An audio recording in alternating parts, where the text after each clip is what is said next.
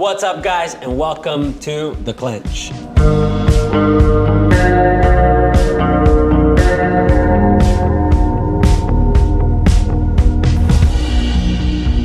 It's been a minute. Dr. Diego just got back from his motorcycle ride outside. Can't take it off. It's not his motorcycle, so he doesn't know how to use it. Well, guys, Diego, welcome, man. It's been a minute. There's so many things to tell you guys, and we're excited to tell you. One of them being, it's 2025. I think 2024 went by, and we probably didn't record one single podcast. Don't tell me that. Probably. It's been a crazy year. So the last time we recorded, we probably didn't have as much gray hair as we do today. Yeah. It's been a year, really? That's such a long time. Well, not only that, man. It's been a year. It's been 10 years. It's been 10 years, guys. Since we first opened Grace Dental Studio. If you own a business, you understand it's been crazy, but 10 years kind of feels like mature, right? Like there's maturity. Right. There definitely is more wisdom in decision making. There's more by default. Is that how you say it? You start acting more mature. That's funny, man. The business has also matured in that way. In so many ways. Yeah, the business has matured, So but happy 10 years. 10 years, man. Dude, you too, man. Thank you. Congratulations, man. Thanks for everything you put into the business, man. Thank you, Nasser. Yeah, man, that's crazy. We're not gonna get emotional here, so. No, we're not. But 10 years, guys, is a long time. As you said, we have gray hairs now. Right. I don't even know what the future brings, and how many. I hope to retire probably in the next. I am 34 right now. Probably when I'm 45. No, that's wait. I haven't really thought about. No, that's not. There's no way. Probably when I'm 50. Retire. And that's an early retirement, Yeah, that's too early for me. That might be too early. I don't know. We're here, guys. We're happy to be here. 24 was a year. If you were a patient on the year 24, we were more present. There's an alarm going on. They're stealing my car. So I think that overall feeling is thankfulness. I think we're for sure, man. We're very thankful for sure for the team members, for the patients. We're thankful for the trust, the learning curves that we had, Yeah. Because obviously you do something so often, you do something so much. We are a full arch clinic, but we also specialize in other areas. We have specialists in all the areas basically of dentistry. And there's always a learning curve or an adaptation phase that we had to go through, Yeah. I remember our early stages or our beginning days when we used to work, obviously, extra hours.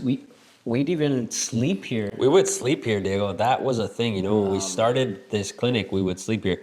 Right there where you're recording, there was a big queen-size bed. Yeah. Which we shared. I don't remember that. We would. This place actually would be. There's a bathroom right here with a shower, so we would see patients all through the day. It was me and you. Yeah. And one assistant, I think, when we started. Yeah. Two maybe. Actually, the assistant of the neighboring doctor, who's Dr. Ortega. Right. That assistant used to come over and help us, because we'd be pretty stuck, and she would come over in her free time and help us. We don't forget easily. You know that song, started from the bottom, now we're here? We had Monse was our first. Monse, if you're watching this, we love you. We do, yeah. Now Monse is a dedicated home mom. Yeah, she's a stay-at-home mom. And Alexis, her husband, is working with us. He is. He's in our lab, and he's great guy. Anyways, guys, we don't want to talk about this too much, but 10 years have gone by. I remember when we started, we thought oh my goodness, we're so good, And I'm not saying we weren't good and that the work we did on you wasn't good, but there is so much that experience brings, so much. Maybe our success rates they were high back then. They're a lot better now. Technology has changed so much in everything we do here, Yeah. We are definitely a clinic that likes to stay up to date with everything that is coming up, you know. We're not staying behind in prehistoric dentistry, so to say. Nope. We have, you know, we used to take impressions with, you know, alginate and all these yucky things. Now we like scan your mouth and We're fully digital. we're now. fully digital, Yeah. which is like state of the art, basically, you know, which we're proud of. Obviously, it costs a lot of money. That's why I still drive a Jeep. We're faster now.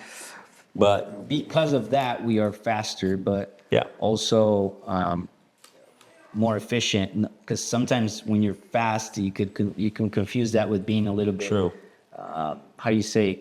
Yeah, like skipping steps or something, you know? Yeah, we're not doing that. We're faster, but we're more efficient. The word would be efficient. Well, actually, in surgery, if you think about surgery, if you're faster, you know, the healing time is better, you know, like the trauma that you create, like placing an implant. If you used to place it in 2 hours and you place it in 30 minutes now, it's a lot better. Well, you guys probably already know this if you've watched some of our podcast, but we have our own lab here. We do. We've had it for a while now, where we are able to keep an eye on the work that is about to be delivered, and that was a game changer for us. You know, that also within those 10 years, in the beginning stages, we struggled so much because we would work here, and then in the evenings we would go to the lab, outsource to labs and stuff, and spend our hours over there. You know, detailing stuff with the technicians. Yeah, we used to outsource even to US, remember? Yeah. So we would like leave late here, then we would go to a lab in Yuma, remember that? Yeah. And spend like the evening there. It was crazy. It was a lot of, it was time consuming, you know? And meanwhile, as you know, we had a wife at home and a kid, and now I have 2 kids. You got 2 kids as well. Yeah. We don't know if we're considering the third or not, but life is good, guys. It's been great.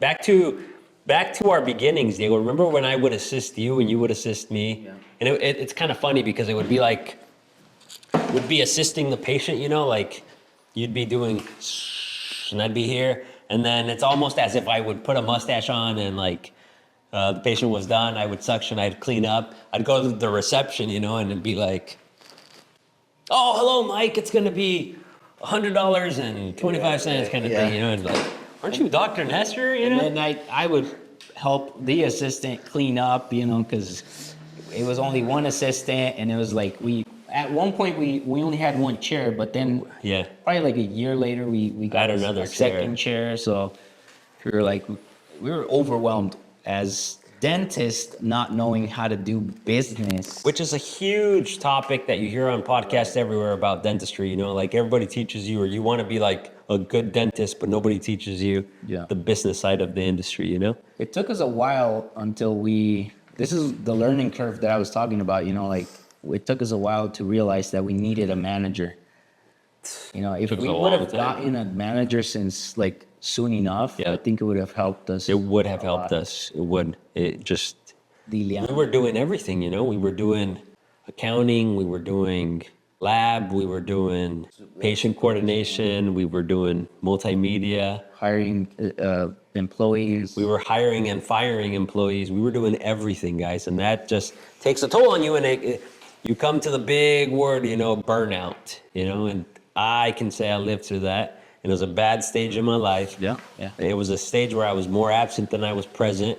And patients started being like, hey, I never see Dr. Nestor anymore here, you know?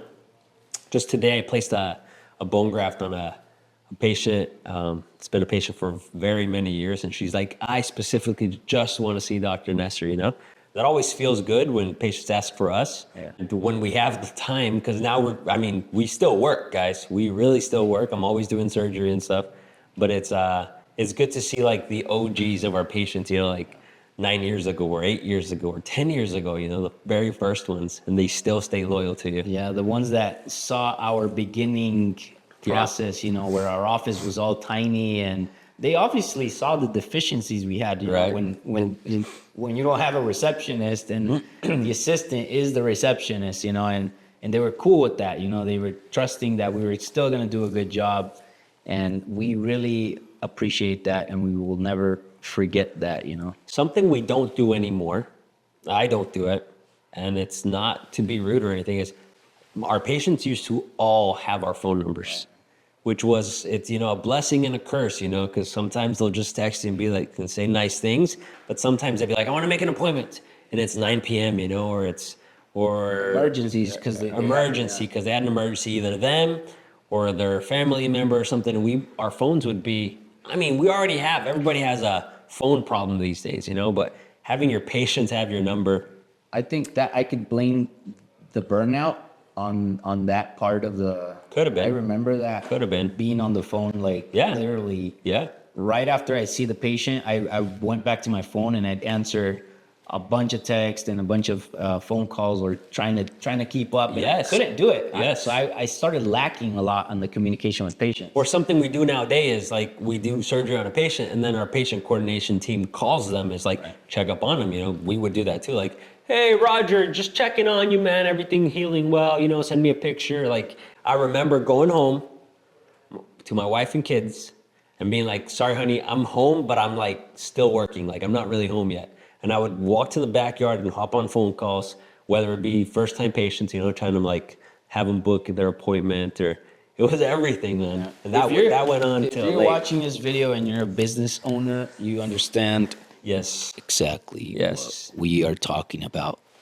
And also, if you're watching this video and you're one of those patients that, you know, texted us through Instagram and we didn't get back to you, we don't do it on purpose. We really are trying to keep up, but True.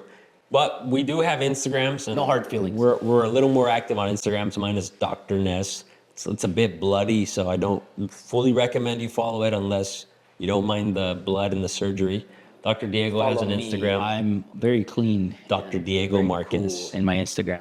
Yeah, so another thing we would do, and I remember this clearly, is everywhere we would go, if it was Walmart, like we saw somebody that we didn't want to be rude, but that clearly needed some dental work, and be like, hey man, how are you? You know, I'm a dentist right across the border. Here's my card. If you ever need anything, I'll give you a free cleaning, you know. I still do that, and I'm very proud of that. Oh, you do? It's nothing still- bad. No, it's nothing I bad. don't know how many people have this habit of still carrying their business cards in their wallet. Right. But I always carry one or two, and I'm always should. giving them out, you know. So I feel like I should. yeah, it's for me. It's fun. It's cool, and I do get to see those people that I saw at Circle K. Yeah. And I see them here at the office one day, and they're like, "Hey, hey, remember you gave me that card?" And I was like, "Oh yeah."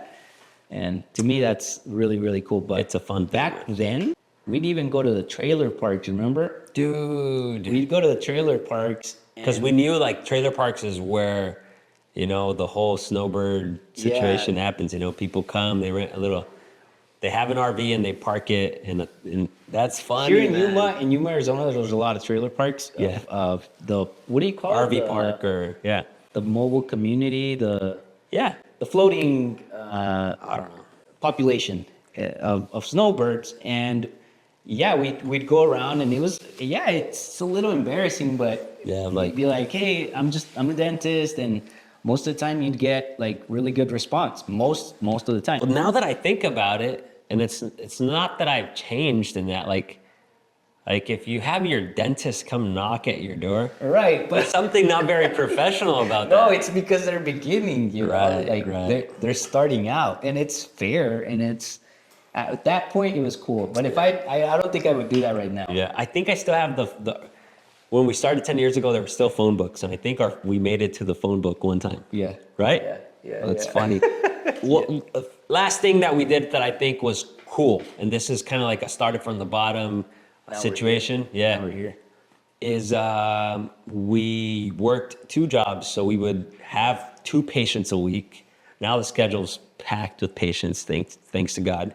But we would have 2 patients a week, so we wouldn't have enough patients. We wouldn't be making enough money to run this place, and so we would leave Algodones, rush back to Yuma, and we had a fortunate job. It was a job taking care of kids with disabilities. We would give them meds and all this, and it was a blessing. it was a blessing, but it was tough because it was work, leave here, work another 8 hour. It was 8-hour shifts or 10 hours, you know? It's not the type of job where you would get a chance to sleep. Like you couldn't Oh, sleep. no, And it no. was like nighttime sometimes, Yeah. or night shift. Yeah, And I mean, we did get a chance to study, yeah. And that was fortunate because when the kids were asleep. So anyways, that was another stage in our lives. And then this started picking up and we had to, quit over there and focus completely in dentistry. And it was called Arizona Mentor. We probably bleeped that out, but yeah. Yeah. Well, yeah, that place we're thankful for that. So anyways, guys, with 10 years has brought us a lot. I think one of the most important things that 10 years gives us as professionals is experience, And we can talk about other topics like in life. I feel like we're also more experienced, I feel more of a man now than I did back then. I feel like just maturity-wise, I'm dealing with kids, with family, with business, with everything, man. So yeah, I think I feel at a new stage. I feel good. I feel like we're still learning. Definitely, I do have that sense of maturity, but sometimes I don't feel that mature, And I still am in a forever learning curve of life. I will always be there until I've talked to my older patients, and I still have conversations with them about how they're still learning how to deal with their stuff, I'll give you that, man. One of the cool things about being a dentist is we're almost like psychologists, we give therapy, but we get therapy too. Like you sit down in front of a couch with a patient and you're like, open up. And they start telling you their problems. I'm kidding. It's a joke. It's an inside joke. It's an inside joke. But open up means like open your mouth. Open wide, yeah. But they open up and their feelings. They express their feelings. These are the dentist jokes. Anyways, guys, what we mean with that is it's very fulfilling and very gratifying to hear all these stories, and we, by all means, like life is such, Yeah. There's from horror stories to beautiful stories to terrible stories to still struggling stories. And we get it all. And we get to partake in this I think just reminder every day. I hope that one of the things I never lose is to be thankful for what I have at the moment. Yeah. I think that if I don't lose that, then we'll be okay. I agree. Thankful is one of the greatest things that you can. Thankful for even the bad moments in your life. I agree. There you go. Now we're on board. And well, yeah, I agree. It's like that Tom Hanks reel that says, this too shall pass. Like you're having a good time, this too shall pass. You're having a bad time, this too shall pass. I wish I had known that this too shall pass. You feel bad right now? You feel pissed off? You feel angry? That's a this good too shall pass. Oh, great. You feel great? You feel like you know all the answers. You feel like that everybody finally gets you, and there you are. Yeah. This too shall pass. Ooh, good. Time is your ally, and if nothing else, just wait. This too shall pass. That's just the way life is, and we have ups and downs, everybody, the person watching right now and us, so that's a good way to view life, man. So anyways, guys, to wrap this thing up, thank you, everybody that's been watching. We are very thankful for 10 years, for 2025. We're thankful for our patience. We'll talk about full arch probably in our next podcast. There's a lot going on. We're still teaching all over the place. We're teaching here at Grace Dental. We're doing internships, having doctors from all over the world really come and learn our protocols. That's going to be exciting. That is exciting already. We're back to Colombia this year. We're going to Colombia. We're hopefully going to Guatemala. We're going to Mexico. We're going to go to Scottsdale. We might be back in Scottsdale. Yeah. That's going to be cool. So we can't say a lot of these places yet because it's we can't. Yeah. There's things coming up, guys. Thank you, guys. Thank you to the Grace Dental family, to the Full Arch gang, to everybody. Thank you to God. And we'll see you next time. We'll see you next time. To infinity and beyond. Beyond.